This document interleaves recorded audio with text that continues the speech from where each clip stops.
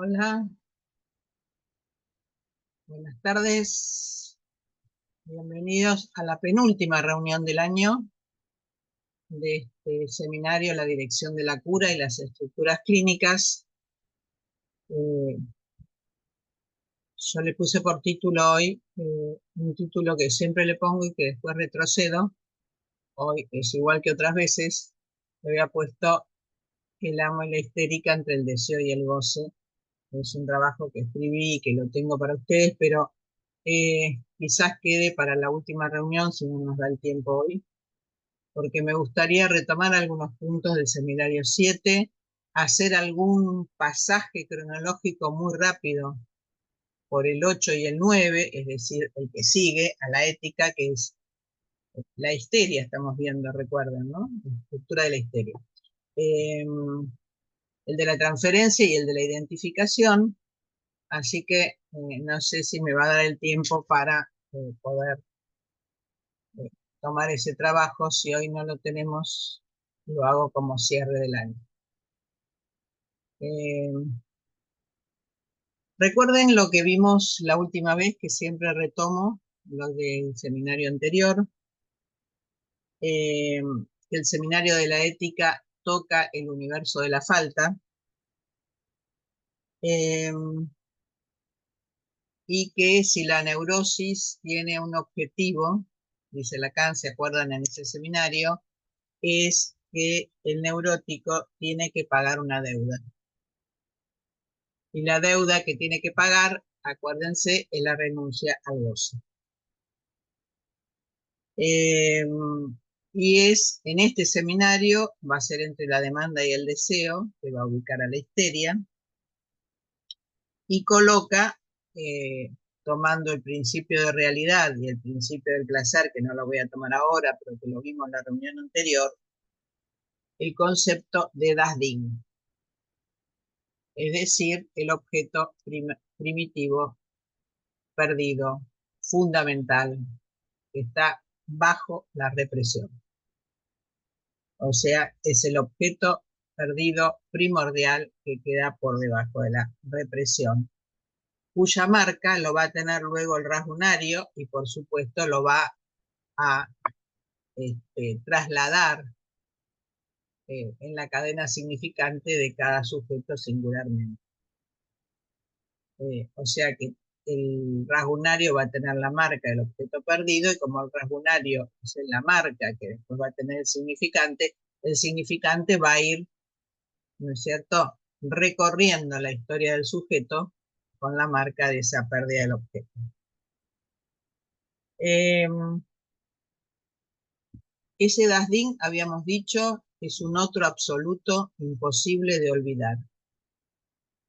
O sea que cuando muchas veces, ayer veían un control esto, muchas veces cuando el sujeto sigue insistiendo en que está mal, por más que logre ciertas cosas, siempre sigue mal y siempre sigue triste, tengan en cuenta que ese modo de expresión, ese síntoma que nos muestra esa imposibilidad de renunciar a esa tristeza, tiene que ver con ese objeto perdido al que no pudo renunciar y que siempre intenta volver a encontrar, y como no se puede encontrar, se encuentran las coordenadas de placer que nos lleva a ese lugar. Eh, Nunca se va a encontrar el objeto, sino las coordenadas de placer. Entonces, entre anhelarlo y esperarlo, ¿recuerdan?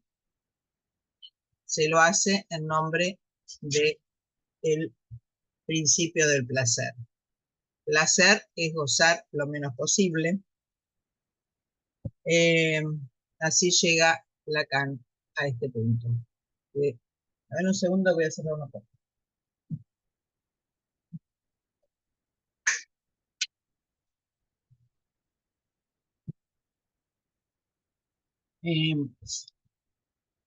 Placer quiere decir gozar lo menos posible, y es en ese camino que el sujeto neurótico va siguiendo el camino del placer. Es decir, que lleva a través de sus coordenadas. Y así llega, dice Lacan, Freud, a la acción específica, Así vimos lo que aparece con la carta Fliss, la carta 52, el acceso histérico. No es una descarga, el acceso histérico no es una descarga. Y nos muestra, dice, hasta qué punto los acontecimientos psíquicos, y ahora vamos a ver en el otro seminario el valor del acontecimiento, por eso lo quise tomar. Los acontecimientos psíquicos son una contingencia correlativa. No es una descarga, es un recurso. Es un medio para reproducir algo. Por eso les dije que la crisis de llanto, en la histeria, está calculado, está arreglado teniendo en cuenta ese otro prehistórico, ese otro absoluto, imposible de olvidar. Así dice Lacan en este seminario, La ética del psicoanálisis. Ese otro absoluto que nadie lo va a poder alcanzar, pero la histeria no lo puede olvidar. Entonces, la acción específica, eso que Freud decía, descarga, es volver a reproducir sin lograrlo, pero en cada tiempo de la repetición vuelve a aparecer la experiencia de satisfacción que se supone hubo allí. La histérica, fundamentalmente, nos decía Lacan en este seminario, tiene como objetivo recrear un estado centrado por el objeto, es decir, en tanto das Ding para la histeria es el soporte de una aversión. Das Ding para la histeria es el soporte de una aversión. Entonces, quería volver a la satisfacción de ese objeto, pero ese primer objeto ella no sabe que es un objeto de insatisfacción. A partir de allí, vimos, se ordena la vivencia específica de la histeria, es decir, el llanto, la crisis, el malestar, lo que se llama a veces la caída o la depresión o la locura histérica. ¿Quién era Das Ding o qué es Das Ding? Das Ding, acuérdense que es fuera de significado. Es decir, que el neurótico con ese Das Ding mantiene siempre una distancia, porque es un fuera de significado. Mantiene una distancia de un afecto primero. ¿Por qué? Porque está anterior a la represión. Tengan en cuenta esto. No confundan Das Ding, ese objeto perdido primordial, ese vacío central, ese objeto que la histérica intenta volver a encontrar y es muy difícil de olvidar, está previo a la represión.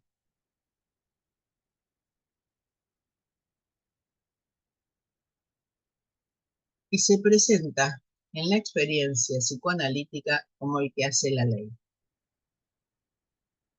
A pesar de estar antes de la represión, se presenta como el que hace la ley. Pero no cualquier ley, no es la ley del nombre del Padre sobre el cual se inscribe el significante, no. Ahí ya tenemos represión y ya tenemos el significante primordial en nombre del Padre, no. Esto es previo, por eso es una ley de capricho. Es una ley arbitraria, es una ley de oráculo, donde el sujeto no tiene ninguna garantía. Y así nos dice que el neurótico puede, y la histérica puede llorar, puede gemir, puede estallar, puede maldecir. Todo esto que encontramos muchas veces en la locura histérica, lo que se llama la locura histérica, o esos momentos de expresión más fuerte de la histeria, no comprende qué sucede allí.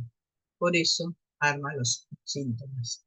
El síntoma es el único que va a poder retener eso, ese modo de relación con ese objeto primordial, imposible de olvidar. Por eso siempre decimos la importancia de que un analista tenga una referencia, primero construir el síntoma por el cual el sujeto articula su demanda, y luego de construir el síntoma, tener a lo largo de la cura una referencia inicial de ese síntoma, las razones de ese síntoma, y mantenerse siempre en una relación con él. Cuando Lacan dice, acuérdese que el sujeto puede estallar, gemir, maldecir, no comprende nada y por eso hace síntomas, es aquí donde se estructura la mentira sobre el mal. Es decir, el sujeto miente respecto a una verdad. Y esa es la primera mentira. No voy a tomar el ejemplo, lo vimos muchas veces, es el ejemplo de Emma, el de los vestidos, el que entra a una tienda, ¿no?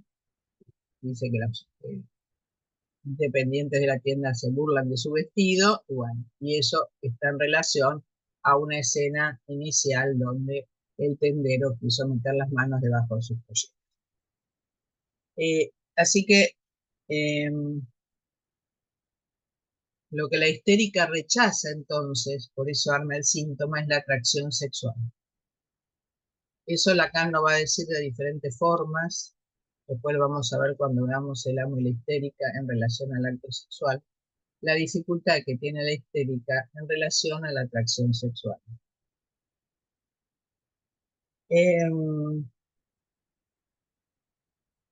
Es así que tenemos a Dasdin como un objeto malo, como un objeto ni bueno ni malo, y que la única forma de acceso a ese objeto perdido antes de la represión es el síntoma. Bueno, hasta ahí voy a llegar nada más de lo que vimos la última vez. La vimos más larga, pero igual está en la grabación que ustedes tienen de la reunión anterior. Voy un poquito entonces al seminario de la transferencia. Seminario de la transferencia también va a tomar la histeria y va a tomar un concepto muy interesante que me gustaría recordarles, que es el valor del trauma. Porque como vieron que lo traumático, el acontecimiento, es lo que decía recién, tiene un valor fundamental y la pérdida de ese objeto primordial tiene tanto valor, sobre todo para la histeria, quería tomar el valor que tiene el trauma en el seminario, la transferencia. Lacan nos dice así, que la verdadera función de lo que nosotros llamamos trauma no se llama simplemente lo que en un momento determinado hizo irrupción. Lo que ha rajado en algún lugar la estructura del sujeto. Esto sería algo más imaginario, ya que es para eso que le sirvió a algunos analistas post-freudianos la noción de narcisismo. Él nos dice eso, es que ciertos acontecimientos vienen a colocarse en un cierto lugar en una estructura. Lo ocupan, toman el valor significante, manteniendo este lugar en un sujeto determinado. O sea que el acontecimiento fundamental de un sujeto se transforma a través de un significante y ocupa un lugar determinado en el sujeto. Entonces hay que seguir a través de esos significantes que representan a ese acontecimiento.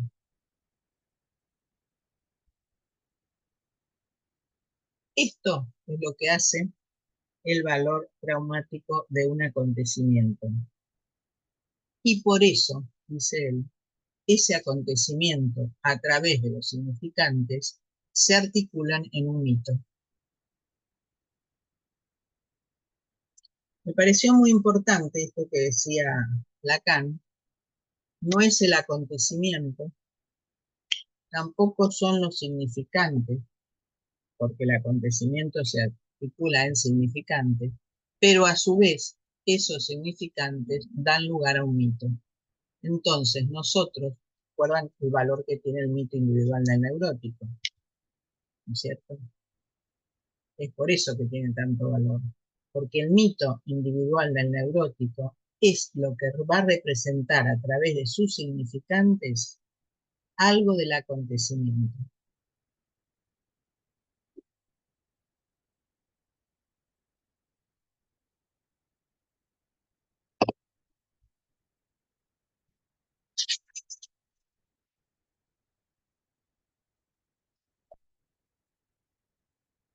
Eh, por eso el mito de Edipo, bueno, tiene un valor privilegiado por el valor de mito, ¿no? Y se acuerdan que en ese seminario va Hamlet, el mito de Hamlet. Pero nosotros tenemos que tener en cuenta el mito individual del neurótico, o sea que el acontecimiento se articula en significantes que dan lugar a un mito. El mito es un semidecir de la verdad. ¿Por qué? Porque ese acontecimiento no puede ser mirado de frente, pero sí representa una verdad. Entonces, el mito viene a decir algo, un semidecir de esa verdad, de ese acontecimiento fundamental que marcó a ese sujeto singularmente.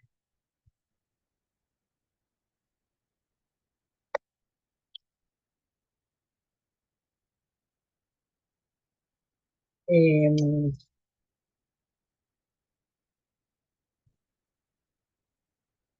a partir del mito, dice él, hay una indicación para el analista que tiene que ver con la demanda, con aquello que se nos demanda, aquello por lo cual nuestro saber como analista tiene que tener un lugar. Es decir, primero, ubicar dentro de la estructura misma ese mito que representa el acontecimiento fundamental.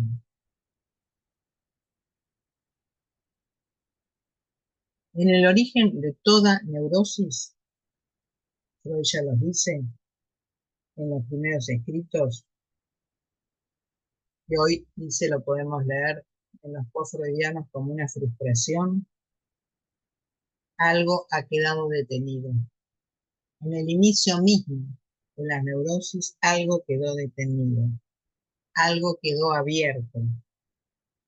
Y eso es lo que él lo llama Versagen, es decir, algo que está mucho más cerca del rehusamiento que de la frustración. Versagen es rehusamiento.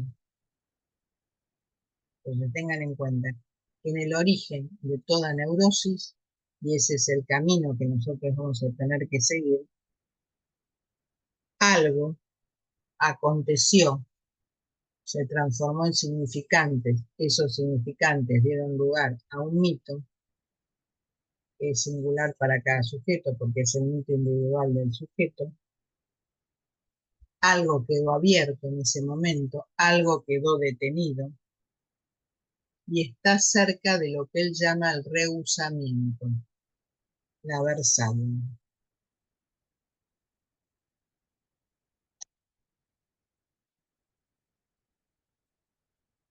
Esa Versagen, ese rehusamiento, lo dice Lacan, es una posición existencial, la, la posibilidad de la Versagen y luego la neurosis. Está el rehusamiento y después sobre eso se inscribe la neurosis.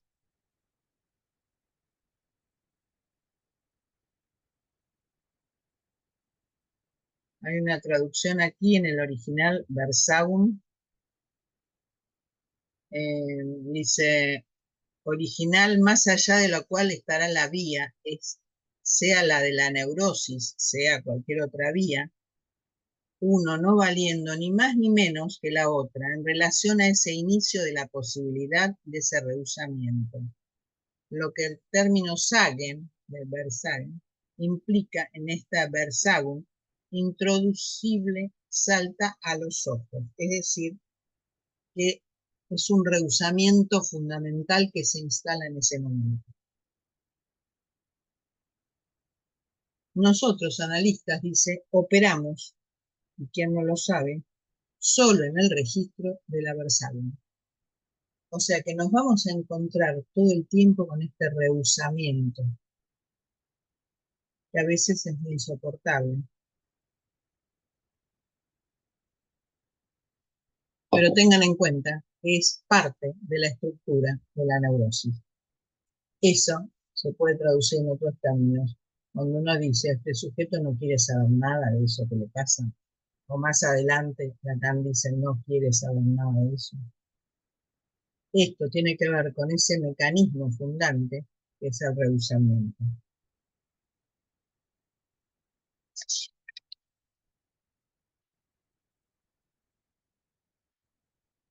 Bueno, me estaba contarles esto y hay algo más. A ver,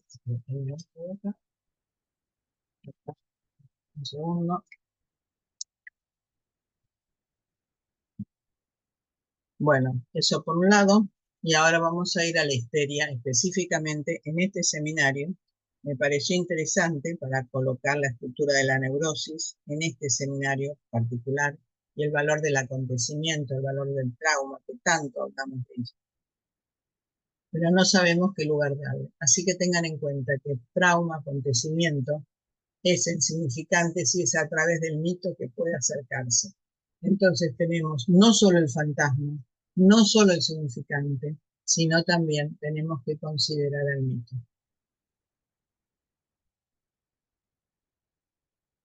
Dora, cuando abre Dora, abre la figura de Psique. Antes de llegar a Dora, Lacan nos coloca la figura de Psique.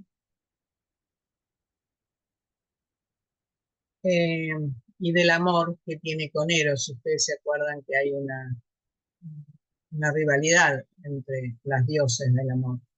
Bueno, sí que está en rivalidad con otra diosa.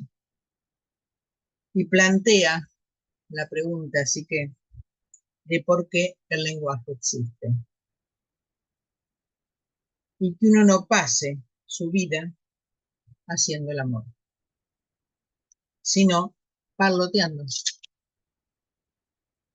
O sea que, miren cómo introduce la histeria.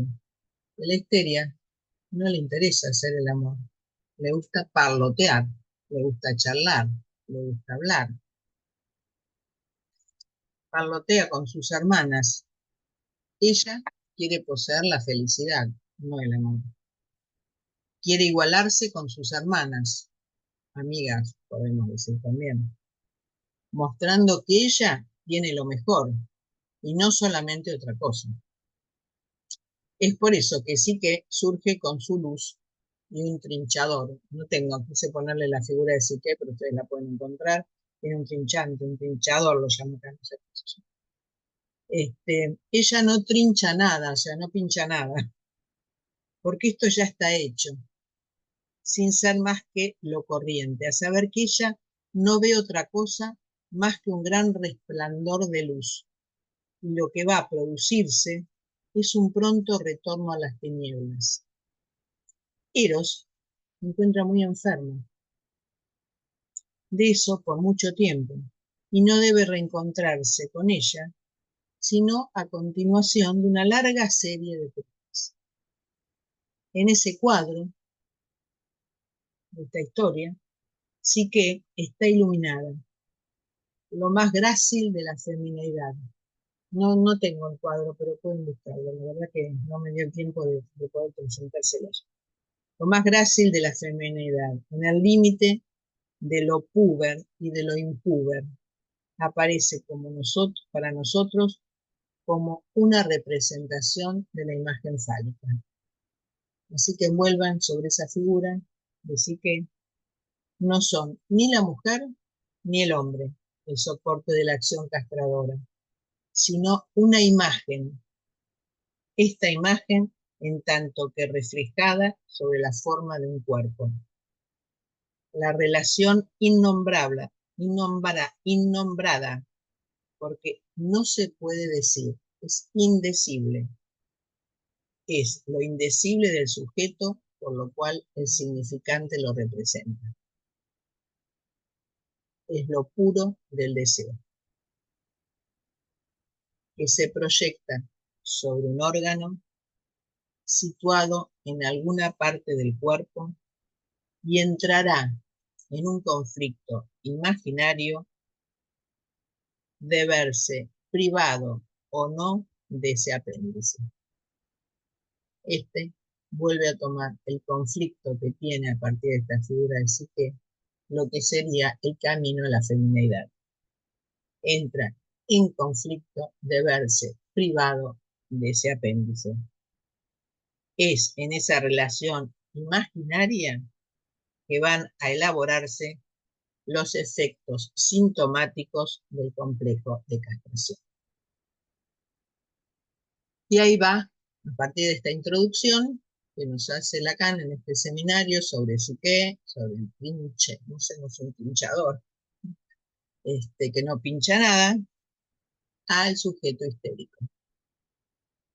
Lo que la histérica hace, en último término, Dora, y ahí va Dora, en ese laberinto de identificaciones múltiples, donde ella se encuentra confrontada con eso ante lo cual Freud tropieza y se pierde, ya que lo que él llama el objeto de su deseo en esto se equivoca, porque busca la referencia de Dora histérica en la elección de su objeto A, el señor K.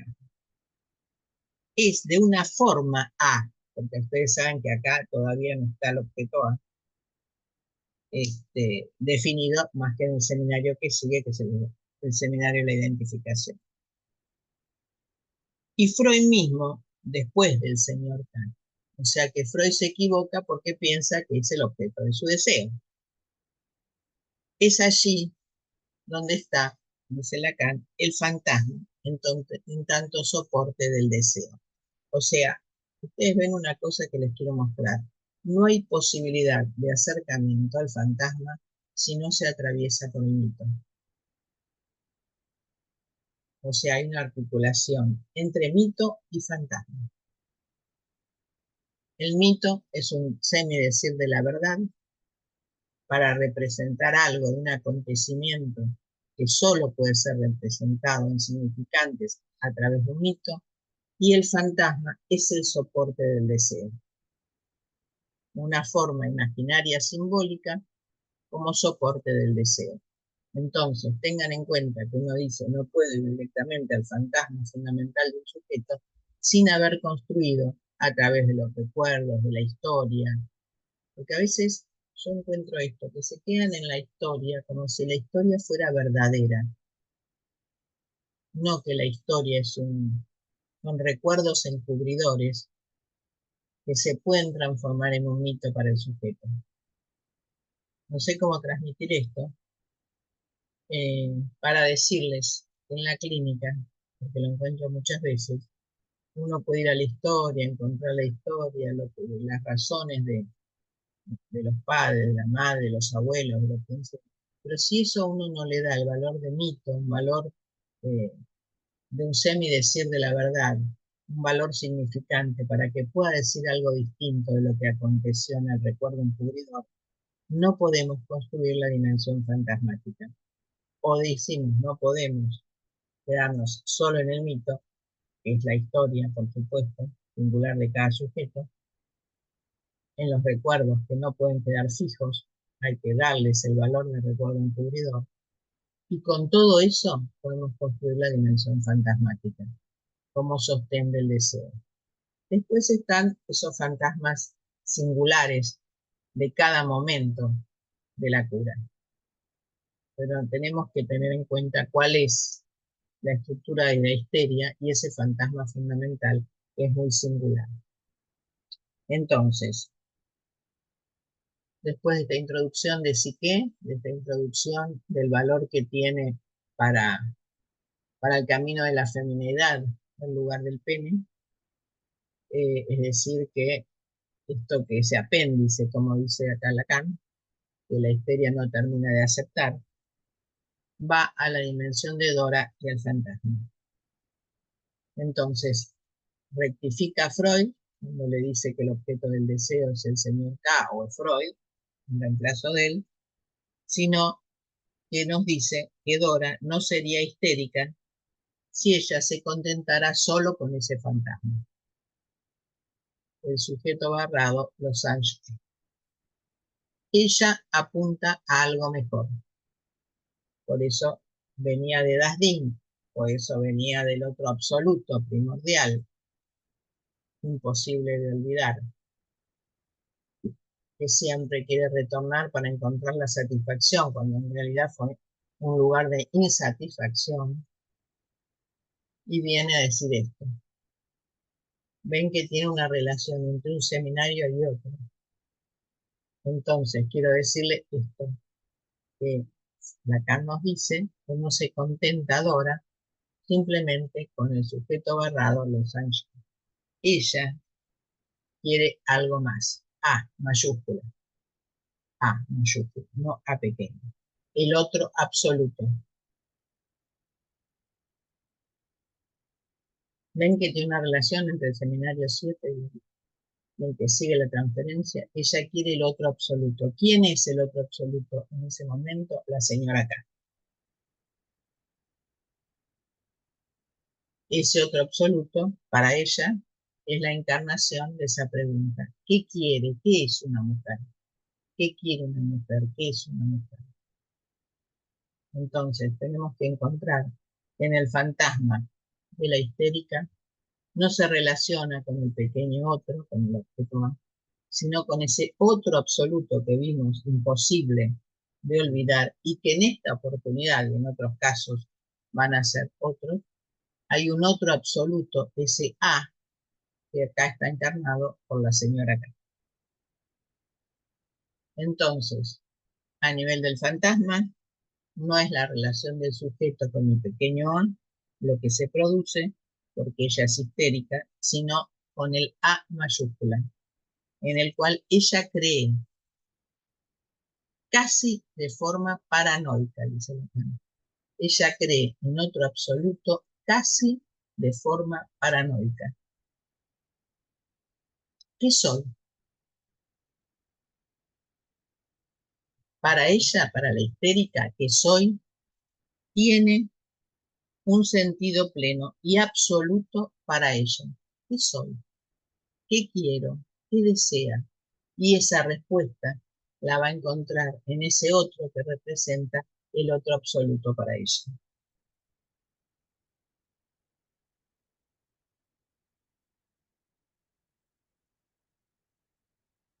Bueno, estaba con un ejemplo, pero no lo puedo dar. Pero bueno, ese otro absoluto puede estar representado de diferentes formas. Entonces, ella ahí en ese otro absoluto, dice Lacan, no puede hacer como que no encuentra allí, sin saberlo, el falo cerrado, siempre velado, y le responde ahí. Y por eso ella recurre a todas las formas de sustituto más cercano que puede dar ese signo fálico.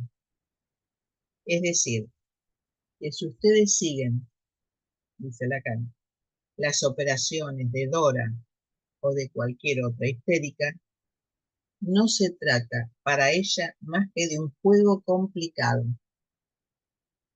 en el que ella puede deslizarse allí donde es necesario.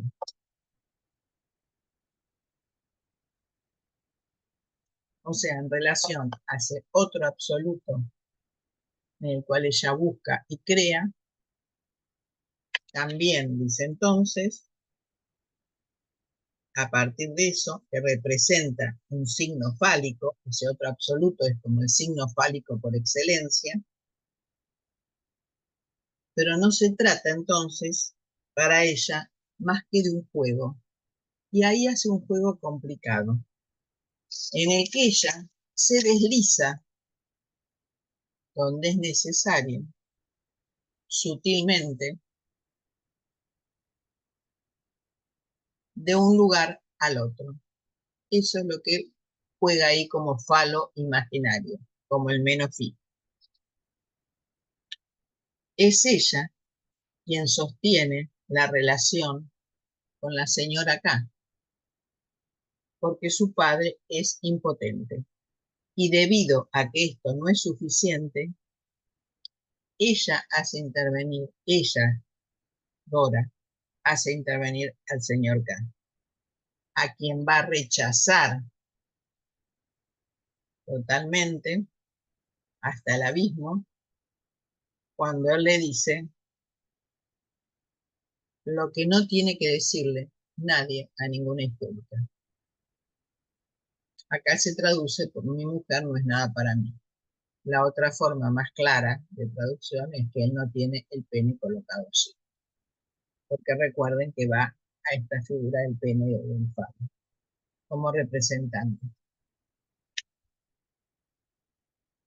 Si ella no te lo hace parar, le dirá Dora al señor K. Si ella no te lo hace parar, ¿para qué te sirve? Por eso se puede traducir, no que ella no es nada para mí, sino tiene nada ahí. O sea que entonces también este tipo es impotente. Y yo vengo a poner un hombre potente porque mi padre es impotente y lo reemplazo por una potencia, y ahora me dice que el señor K es impotente porque no tiene nada colocado ahí, ¿para qué me sirve?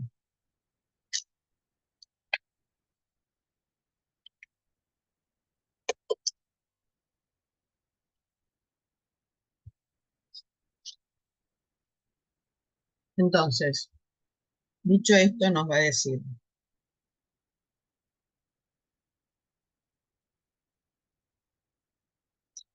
él coloca acá una nueva fórmula en este seminario para, este, para la histérica, que es la A pequeña abajo el menos phi y la mayor o menor distancia del otro absoluto, de la.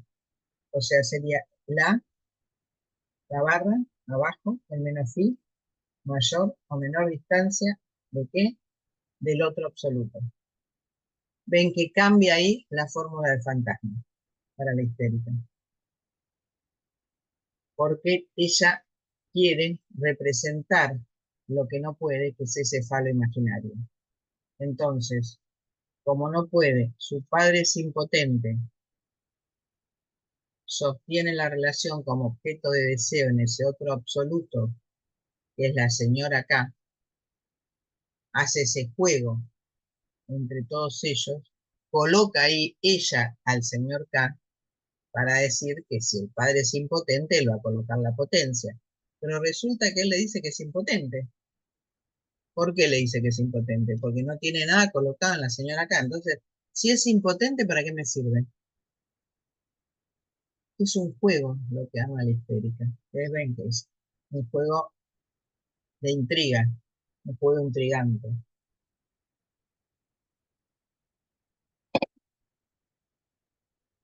Porque dice que lo que la histérica, a toda histérica le hace falta, es ser la procuradora. La pasión de la histérica es identificarse con todos los dramas sentimentales. Y allí está todo su recurso. Ella se identifica con todos los dramas sentimentales y ese es su recurso. Si ella, por ejemplo, intercambia su deseo contra ese valor, contra ese signo, ¿no? Ese recurso,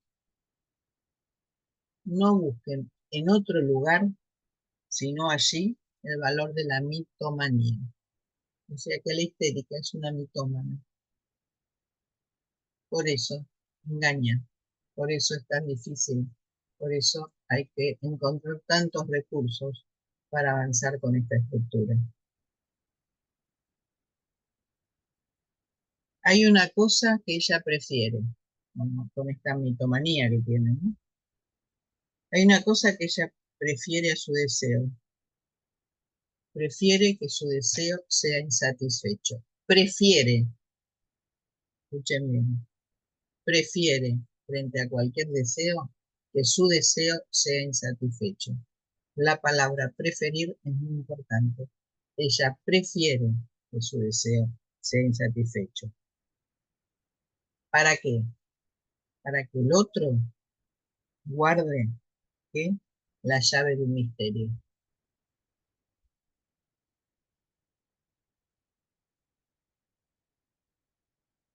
Cuando ella se identifica a esos dramas sentimentales, a todos esos dramas del amor, eso que sí que le importaba más que encontrar a Eros, era encontrarse realmente con sus hermanas y hablar de estas historias, y eso lo vamos a encontrar en casi todas las histéricas, es justamente porque se identifica a esos dramas del amor, a esos dramas histéricos, estos dramas sentimentales, para que se conserve un misterio. ¿Y qué es lo que hace con esto? Tiene muchas vertientes esto, ¿no? Cuando se identifica a esos dramas del amor, ella se esfuerza en reparar al otro. Por eso hay que desconfiar mucho de la ideología reparadora.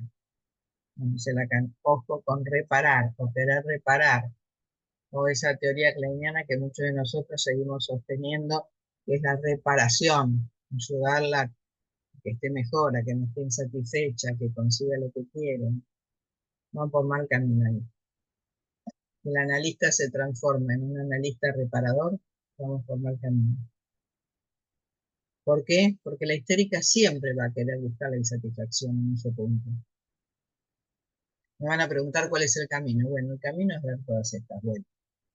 Me van a preguntar cómo se llega. Y se llega recorriendo todas las identificaciones. Se llega haciendo todos estos juegos que Lacan nos propone. Por eso es el camino largo, el de la histeria. No es la vía de la histeria la que nos es ofrecido más fácilmente, porque la histeria siempre se pone en guardia, y por eso es tan importante. Y ahí va al neurótico obsesivo, que lo vamos a dejar para el año que viene. Acá dice, él es más inteligente, qué sé yo. Démosle la razón a Lacan, no sé, qué sé yo, es más inteligente, no sabemos. Porque tiene también sus síntomas, y también su dificultad, y también su postergación. Bueno, así que no sé si es más inteligente, qué sé yo. Habrá que medir en cada caso. Pero bueno, no nos vamos a meter con el obsesivo en el día de hoy, sino que terminamos con la histeria y voy entonces a recontar un poquito del seminario La Identificación, que es el que le sigue.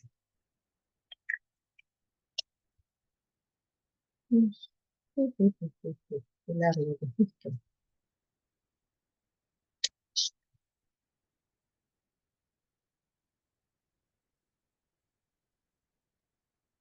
¿Por dónde paso? ¿O por dónde comienzo? Voy a comenzar por acá, para llegar entonces a la histeria. Porque también en estos seminarios, tanto en el de la transferencia como el de la identificación, Lacan une histeria y neurosis obsesiva.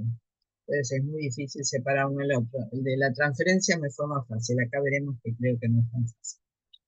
Voy a comenzar por aquí. El gran otro, nos dice Lacan en este seminario, es el teón.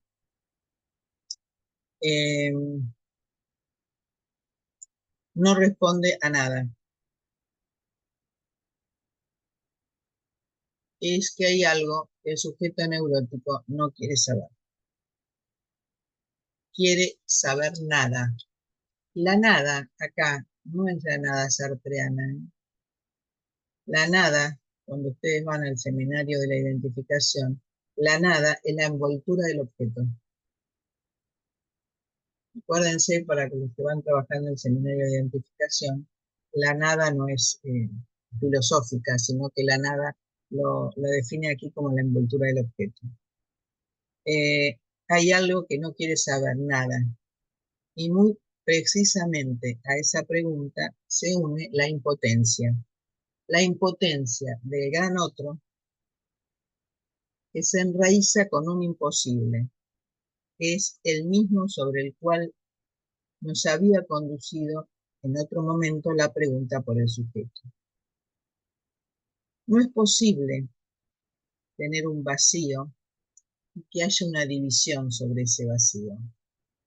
Es necesario que a partir de ese vacío inicial, como vimos en el seminario 7, del cual surge ahí la marca del objeto, se construye, ¿se acuerdan?, el rasgunario.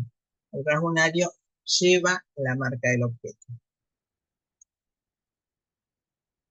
Este imposible toma cuerpo, dice Lacan. La impotencia del otro es que no nos puede responder a nuestra pregunta. Es decir, que el otro no puede responder simplemente a la pregunta por el deseo. Porque aquí hay una interdicción original, hay una prohibición. Por eso veíamos Gardín, por eso veíamos ese otro primordial, que es la madre, por supuesto, que es la cosa, que es la madre, que es ese objeto imposible de olvidar, y sobre ese lugar hay una interdicción. Por eso, el gran otro que representa ese lugar no nos puede responder. Hay una prohibición de responder. El gran otro tiene una limitación en el saber, dice él.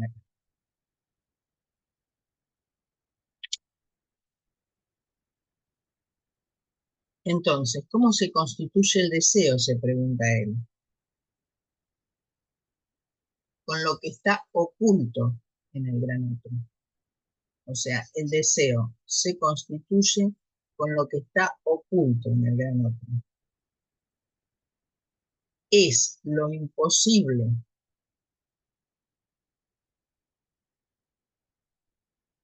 al otro lo que deviene el deseo del sujeto. O sea, el gran otro no puede respondernos. Por eso solo se puede responder con un fantasma. El gran otro no puede responder la pregunta. Eso, si el analista representa al gran otro, ustedes siempre tienen que saber de no responder a la demanda, porque no se puede responder a la demanda. El gran otro no puede responder. Tiene que atravesar la dimensión fantasmática antes de responder a la demanda.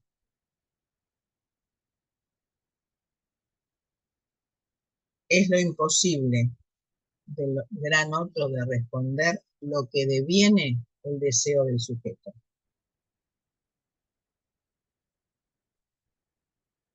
El deseo, escuchen bien, se constituye como la parte de la demanda que está oculta al gran otro. Este otro que no garantiza nada. Justamente, solamente es un gran otro. Es el lugar del inconsciente. Es el lugar de todos los significantes.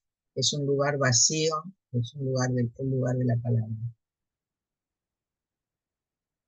Y es allí donde están los significantes. O sea, solamente podemos rescatar de ese gran otro los significantes que nos aportan. El gran otro no nos puede responder.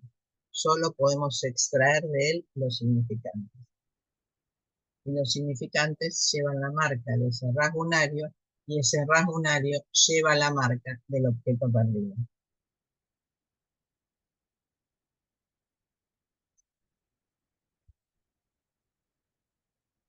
Él se convierte en el velo, en un manto, el principio de un ocultamiento del deseo. El gran otro lleva adentro algo del deseo, pero lo tiene velado, lo tiene oculto. No es tan fácil de agarrar, por eso hay que pasar por la dimensión fantasmática. Y si es posible esto, ese objeto que contiene el gran otro se pone al descubierto.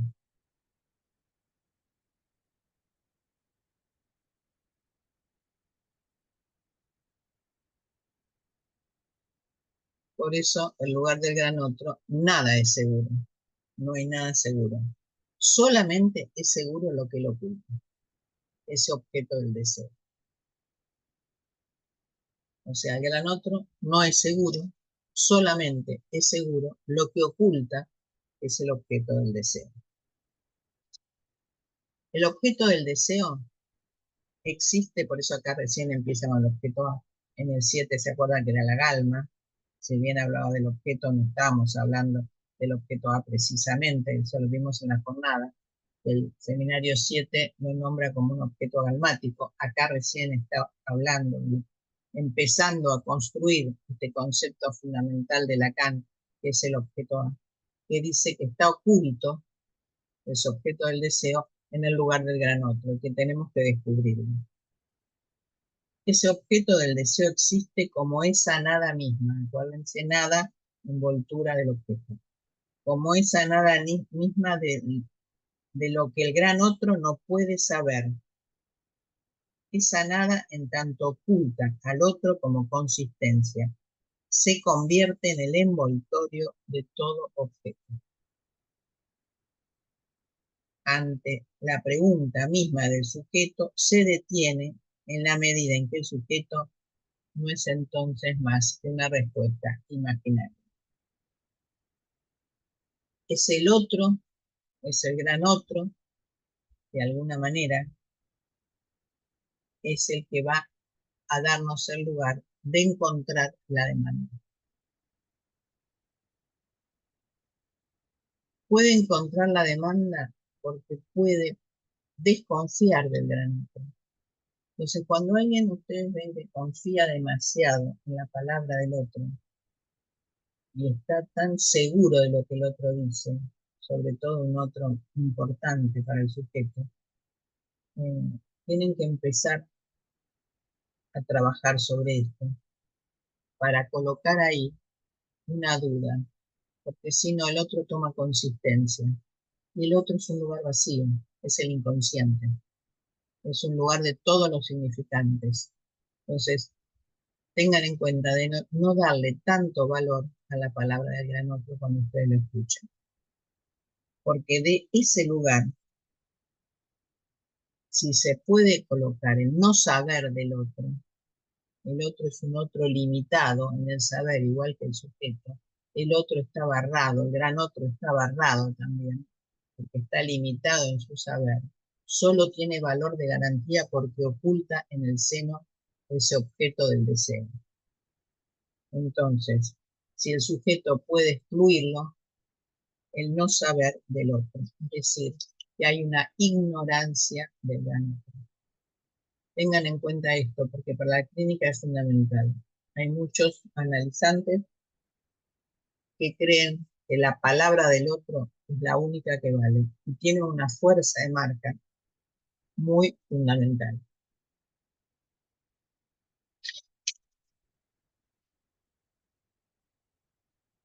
Bueno, ahí va el neurótico obsesivo, que no lo voy a tomar ahora, y me voy a la histeria. La histeria tiene, por supuesto, la misma raíz de todo neurótico. Cree en la palabra del gran otro, sobre todo la histérica, cree en ese otro absoluto, cree en la palabra del gran otro. Por eso dice que no es fácil avanzar con la histeria. Es menos fácil que el neurótico obsesivo. Es menos, miren lo que dice acá, es menos inmediatamente la comprensión de lo que le pasa a la histérica. histérica también se puede plantear como real, en tanto imposible. Entonces, su trampa, la trampa de la histérica, es que ese imposible, ella quiere sustituirlo si el gran otro le admite un signo. Si ella se transforma en un signo de algo que el gran otro puede creer. Entonces, ella se cree en algo real. Y si el otro le otorga ese signo, le da la garantía de que pueden creer en ella, porque es el signo de lo que pueden creer. Esa es la trampa. Ojo, esa es la trampa. La histérica se plantea como signo de algo en que lo que el otro puede creer.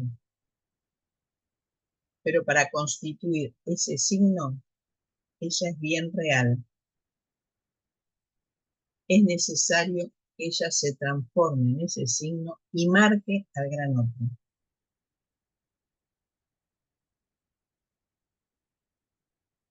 Ahí nos muestra cómo el gran otro se desfallece, cae.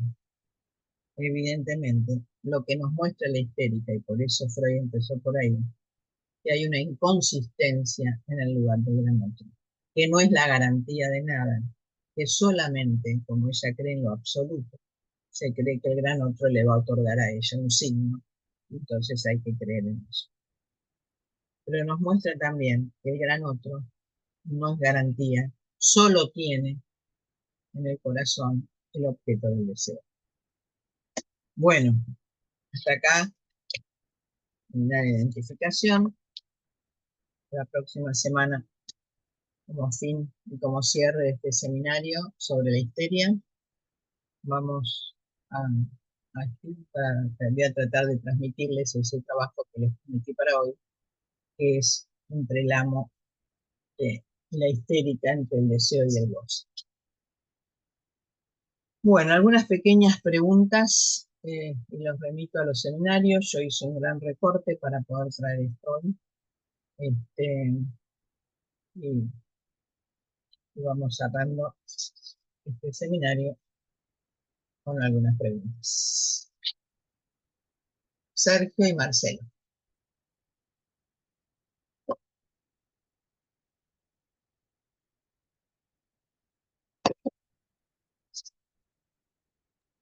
Hola, buenas tardes. ¿Se escucha?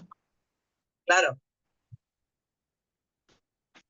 Marga, bueno, muchas gracias por esta presentación. Me quedé en esto que decías, ¿no? Como recién una de la relación a la nada, que decía que la nada es la envoltura del objeto. Y esta nada, a ver, pues esta envoltura del objeto te estaba remitiendo al objeto A. Y ahí se me armaba la pregunta, si esta nada, al sujeto no poder ser simbolizada, es lo que va a convertir como la causa del deseo, y esto que impulsa al sujeto en esta búsqueda, que va a ser siempre como una búsqueda como imposible, ¿no? Que está siempre... ¿A eso te referías con esta nada? Gracias, Sergio. Eh, por supuesto que el objeto va a ser causa del deseo, pero para la histérica, como para todo neurótico, esa causa está velada. Por eso se Ah, va a transformar en el objeto del deseo y lo vamos a encontrar en el ah, fantasma. Esa envoltura del objeto, donde el sujeto se hace ser esa nada, es en el fantasma. Se hace ser esa nada como envoltura del objeto. Ese es el objeto del deseo. Otro es la causa. Tenemos ah, que extraer ese objeto del deseo oculto en el corazón del gran otro para construir la dimensión fantasmática que nos va a dar por qué el sujeto queda atrapado en eso y pierde su causa. Por supuesto que es la causa, pero en ese momento todavía el neurótico no lo sabe y no la tiene. todo eso. Por eso el analista va a ser causa en ese momento del deseo hasta que él pueda ir recorriendo los diferentes tiempos de la repetición. Primero es Gracias, Marga. objeto del deseo. Gracias, Sergio. Marcelo. Bueno, hola Marga, hola a todos, Marcelo. ¿qué tal? Bueno, muy bueno Marga, es muy entusiasmante seguirte así en esta secuencia, un seminario del 7 al 8 al 9. A mí el 9 siempre me pareció espléndido, ¿no? Me, me hizo dedicar con mucho tiempo a leerlo. Y te quiero hacer esta pregunta, ¿no? Me pareció muy bueno esto que llegás a la histeria con el 9 a estacionar. Todo es bueno, pero yo voy a tomar una pregunta que te hago para hacerla concretamente.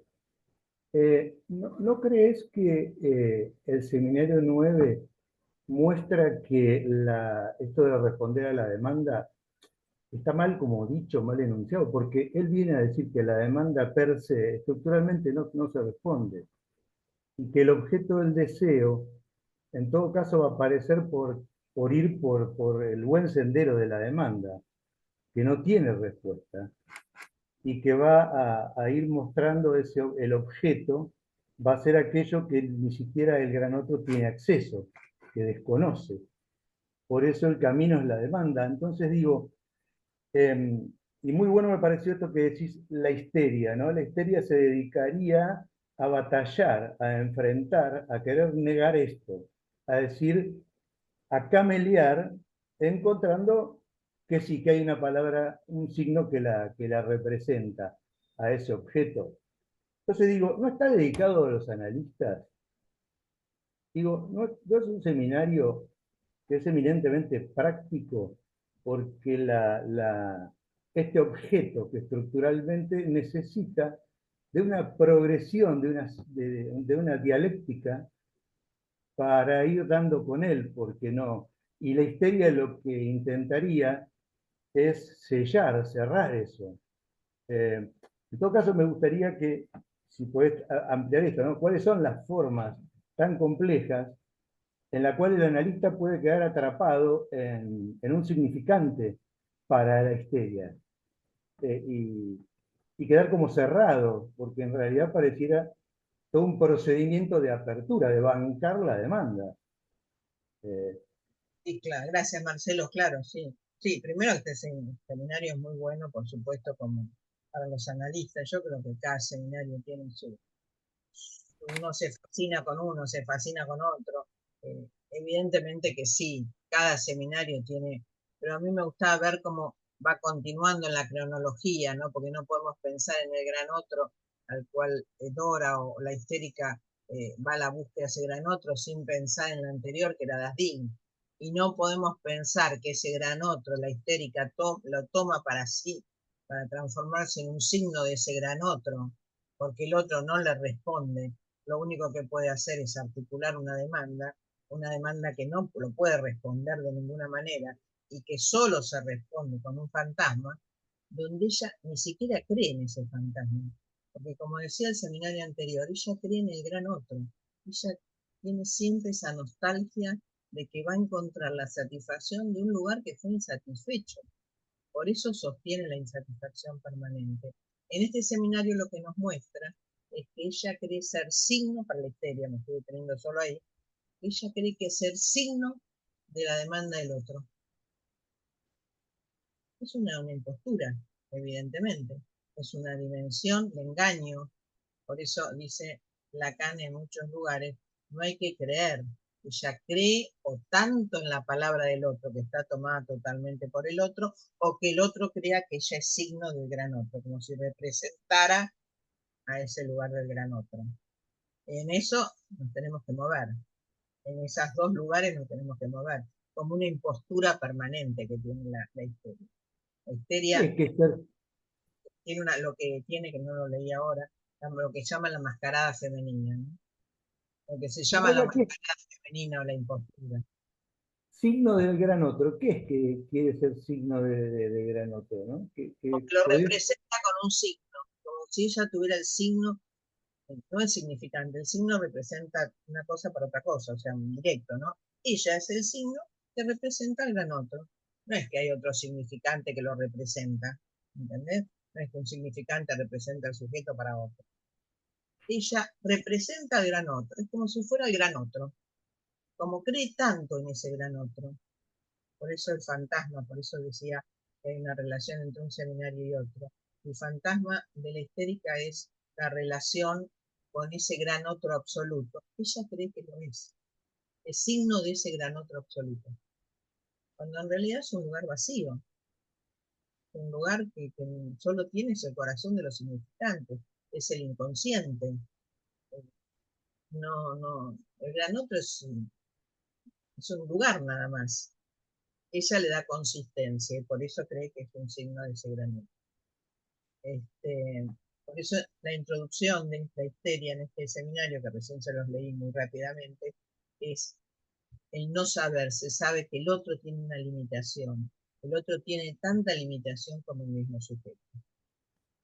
El gran otro está barrado, está castrado, está dividido, tanto como el propio sujeto. Ella no cree en eso, cree en lo absoluto.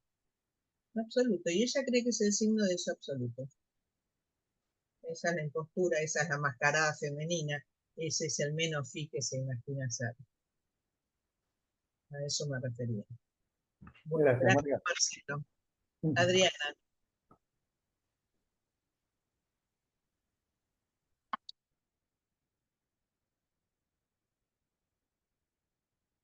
Hola, Adriana. ¿Estás ahí? Hola, Hola, acá estamos. ¿cómo les va? Bueno, hola Marga, ¿cómo estás? Hola a todos. Bueno, a ver, cada vez me confundo más porque en realidad yo te quería preguntar algo simple como esto de que la histérica es una mitómana. Más, a ver, yo lo escuchaba o lo leía por el lado de, a ver, la pregunta es, ¿no? Si ella es una mitómana porque vive los dramas del amor de las otras, porque los hace propios, y porque en realidad de esta manera sostiene su deseo insatisfecho. Ahora me preguntaba si también es en la vía de representarse a través de la mascarada como si fuera otra cosa. ¿No? Digo, si esto también podría construir, si esto también podría formar parte de su mitomanía. Y bueno, nada, en realidad es esta la pregunta por la mitomanía de la histérica. La histérica es engañosa. Evidentemente Sí. se engaña a sí misma, engaña al otro, va a la búsqueda de una satisfacción imposible, por eso su deseo es insatisfecho, no sabe que nunca tuvo esa satisfacción, no sabe que el gran otro es un lugar. La histérica tiene muchos ropajes y no hay una histeria, hay muchas histéricas. Por eso se llaman las histéricas de Freud o las mujeres histéricas, porque son tan singulares cada una. Y algunas más intensas, se puede decir, más lo que se llama la locura histérica, en algunos lugares más intensas que otras. Pero lo importante para la dirección de la cura de una histeria es primero no creer todo lo que dicen, hacer jugar siempre, como les digo, en hacer decir otra cosa, en hacerle decir lo que no dice, porque es muy escondedora, oculta. Por eso decíamos también que el llanto, uno le cree que llanta, que se destroza, que se angustia, que en realidad no tiene que ver con ese real de ese momento, con esa realidad engañosa en la que ella vive, sino con ese objeto perdido que ella siempre va a añorar.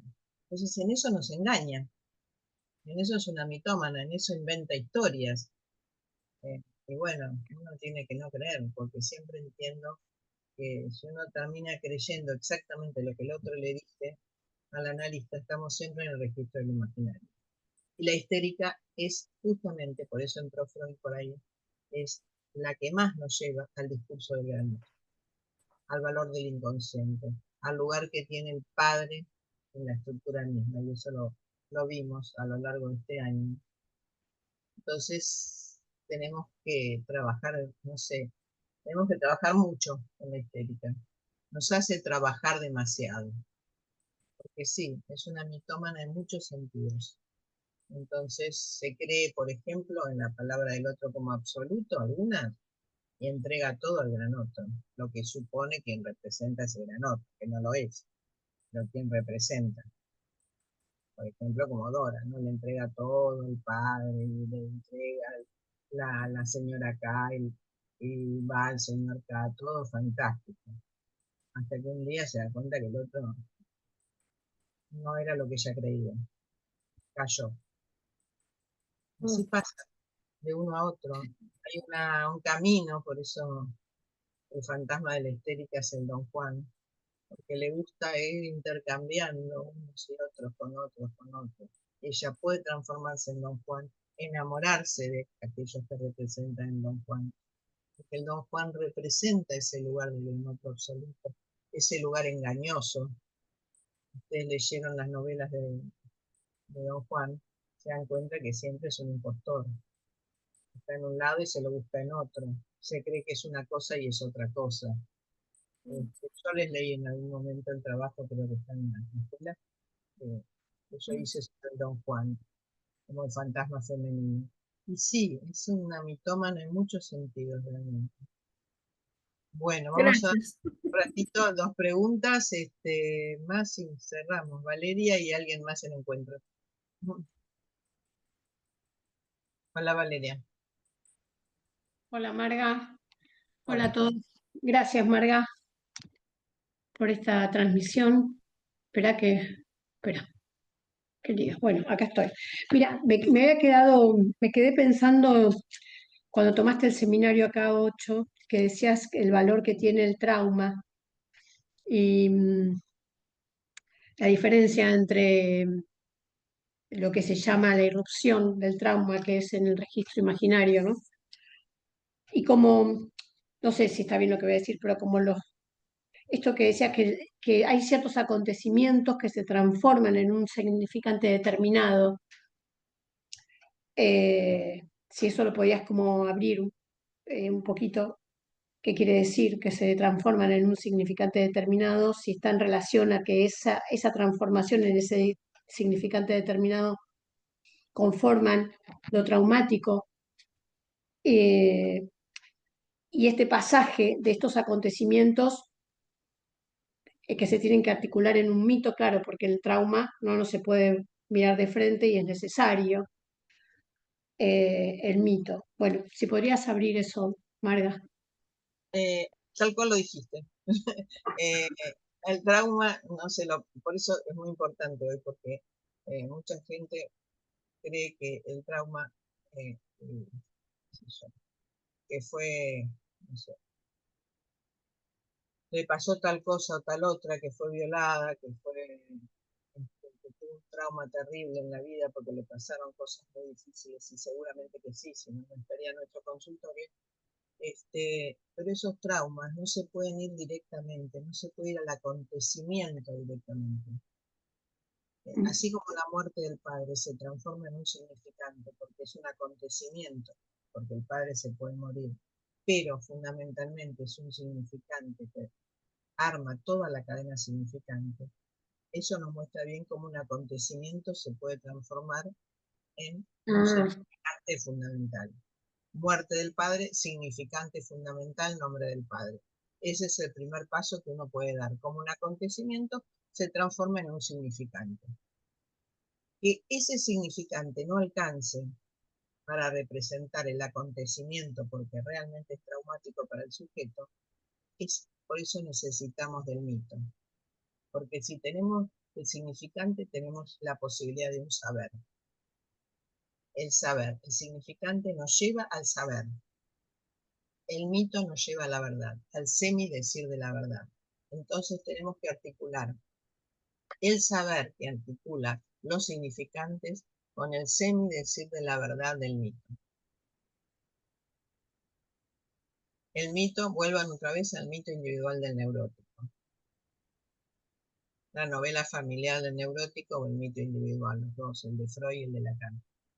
Vuelvan para ver cómo construir un mito, el mito singular de cada sujeto.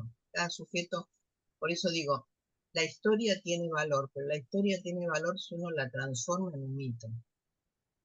Si uno la lee así, literalmente, como transcurrió, no hacemos nada con el análisis. No podemos construir ni ir al síntoma. Necesitamos del mito y del fantasma para ir desanudando el síntoma. Pero no es sin el mito. Mm, En algún momento lo vimos, síntoma, mito y sí, fantasma, ¿cierto? sí. Vamos a volver a tomar en otro momento, pero evidentemente hay una forma de construir un semidecir de la verdad de esa historia que el sujeto nos relata. Y siempre en relación al síntoma.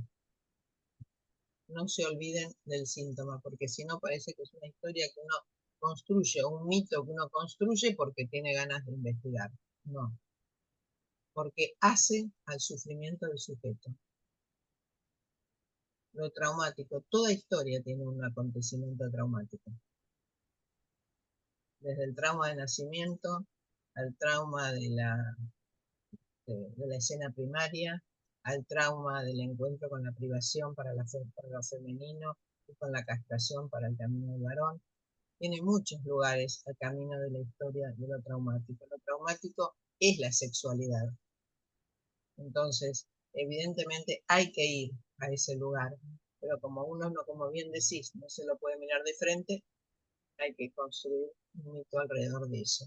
Así que bueno, vuelvan sobre el mito individual, sobre la novela familiar, que seguramente nos abre el camino para poder saber ahí cómo construir un mito para cada historia singular. Ujú. Los padres idealizados, los padres degradados, esas diferencias que vamos encontrando en diferentes historias. Bueno, Bien. gracias Valeria. Gracias. Gracias, Marga. La última pregunta y en encuentros y cerramos. Oh, hola, hola Marga. Dos. Ay, Hola. ¿podemos dos preguntas? Dos cortitas. Bueno, bueno, gracias Marga por todo lo que trajiste. Yo te quería preguntar, me parece que se engancha un poco con esta última pregunta, si podías abrir sobre este término Versagum, sobre rehusamiento. Me pareció escuchar que decías está el rehusamiento y después la neurosis. Si podías abrir sobre este mecanismo algo, gracias. El rechazo, el no querer saber nada, el rehusamiento de ese primer, lo que queda previo a la instalación de la neurosis. Ustedes saben que para instalar una neurosis hay un largo recorrido. La neurosis se instala al final del Edipo. Se instala con el primer rehusamiento del objeto perdido, el rechazo, el aversagum de ese lugar perdido, que está previo a la represión. Comienza con el nombre del padre, con la instalación del significante fálico, con el lugar del objeto imaginario, con el pasaje al lugar del padre. La neurosis, hay tiempos de construcción de la neurosis. La neurosis no se construye de un día para el otro, se construye en el cierre del Edipo. Entonces comienza con ese rehusamiento, esa aversagum inicial que hace al objeto perdido para hacer todo el recorrido hasta instalar el cierre del Edipo. Y son pasos necesarios para ir pasando para construir la neurosis. Por eso el rehusamiento está previo a la constitución de la neurosis, porque la neurosis es un largo camino. Por eso cuando nosotros tenemos que trabajar en la clínica, tenemos que desandar todo ese camino para volver a construir la estructura. Así que bueno, entiendan que neurosis es construcción del sujeto. La neurosis se construye. ¿Se acuerdan en ese ejemplo que tenemos colgado en la pared? La constitución del sujeto, bueno, esa es la constitución de la neurosis. Al final se instala el síntoma, el fantasma y el mito. Al final de ese recorrido, nosotros partimos de ese último tiempo hacia atrás. Entonces tenemos que ir recorriendo todo un largo camino hasta el punto inicial del rehusamiento versado, que está previo a la represión. Bueno, gracias. ¿Quién me lo preguntó?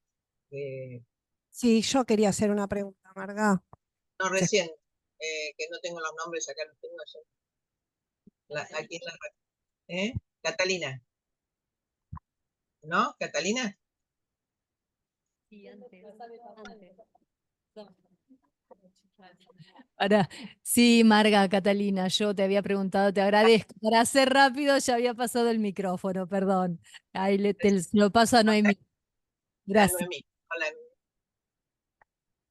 Bueno, ¿se escucha? Sí, Sí, claro. bueno, muchas gracias, Marga.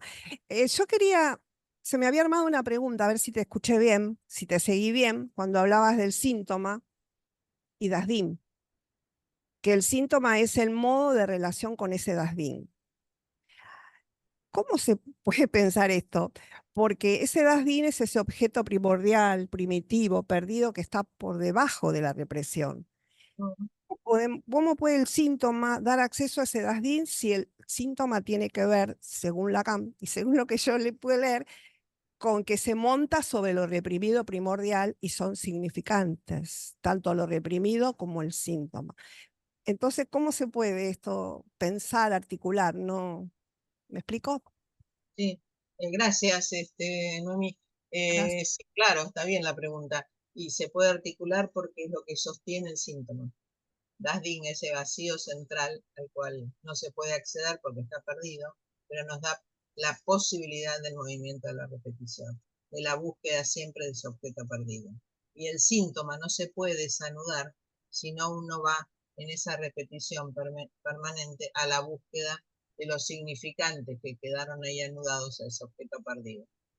Síntoma y objeto perdido tienen una relación, pero para poder llegar a eso tenemos que ir desanudando todo ese abrochamiento del síntoma. El síntoma es un nudo de significantes. Entonces, a medida que vamos desanudando el síntoma, atravesando las identificaciones que nos contiene el fantasma y construyendo el mito, miren el trabajo que tenemos en la clínica, ahí vamos a ir viendo el movimiento de la repetición que nos da cuenta de ese objeto perdido. Por supuesto, no nos tenemos que olvidar de la transferencia. Todo eso es bajo transferencia. La repetición para ir a la búsqueda de ese objeto perdido, partiendo del síntoma, tenemos que tener en cuenta la construcción de la transferencia inicial. No es sin eso. Así que sí, el síntoma tiene relación con ese objeto perdido. Y tenemos que ir en esa búsqueda porque es lo que nos permite ese objeto perdido, la repetición. La repetición, ¿dónde? Bajo transferencia. Gracias, Noemí. Gracias a todos por acompañarme y nos encontramos en la última reunión dentro de 15 días. Hasta la próxima.